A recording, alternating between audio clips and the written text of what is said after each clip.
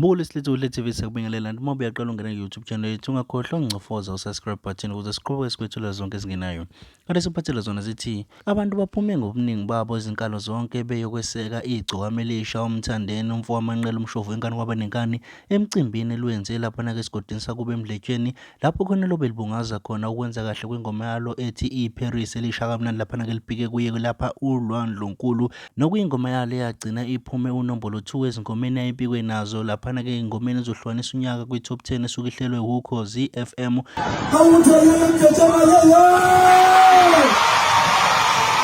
Awuthayela Jesus ayaya isandla moyeni wakho umuntu mayithisa awukumutisa ngina manithisa isandla sithi sana so awukumutisa yangini inkosi inzimava ishuvika awukumutisa akashela kani tona mshapha baba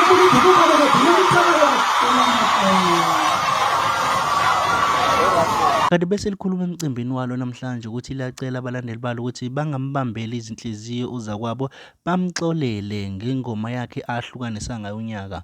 Mbule Leslethu TV nakamazwibele sikuphathele wona sikucaphunele wona esikhuleni zokuxhumana. Umkhuba omubi engubona wenzeke eNingizimu Afrika. Ngiyangizwa ngithi ngaphambi kokuba ngikhuze ngizoqala ngixolisele omunye wabafowethu okhona la kuMaskandi ohlukanisa unyaka ukhuzana. Ngiyaxolisela kumina abafowethu lezo angixoleli kanti nenhliziyo ezimbi mnile nifize bani ngoba mina nenhliziyo enhle ngixolela naba lo ngizwe nje. Okay, kulungile ngoba nimxoleli. Futhi ngicabanga ukuthi ke uyena okufanele axolise kimi. Enzeni? Axolise kuphi?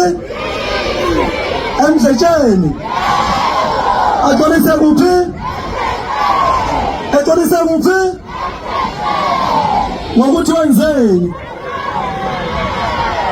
Hayi cha, bafowethu ngiyangazi ukuthi ngumuntu esisoka angiphiwanga kakhulu iwawawo bengimxolisela naye futhi ngiyafisa ukuthi axolise kweNingizimu Afrika yonke ngoba yonke isemdletsheni.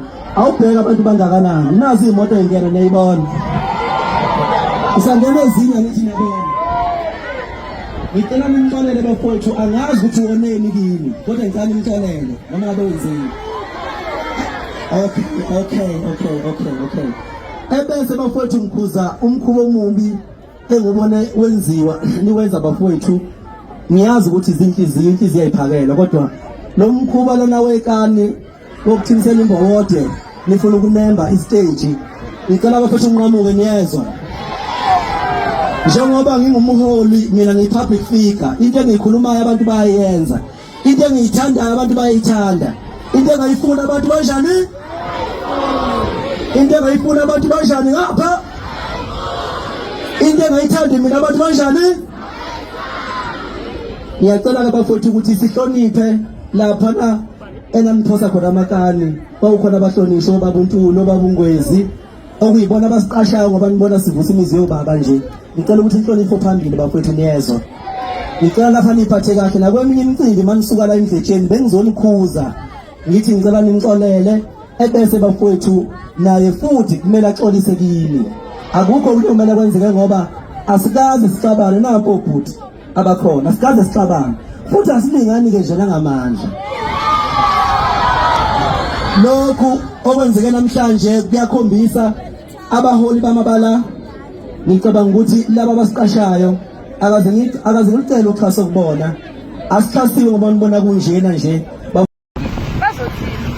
Hayi bafana bakithi uguge ikhokho la. Ikhonvo nje speed la.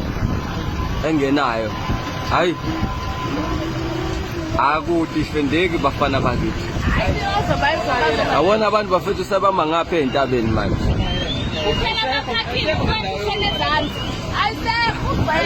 Umthandeni kahle bemele ehlabe inkomo engaka bafana lana kahle ezu 200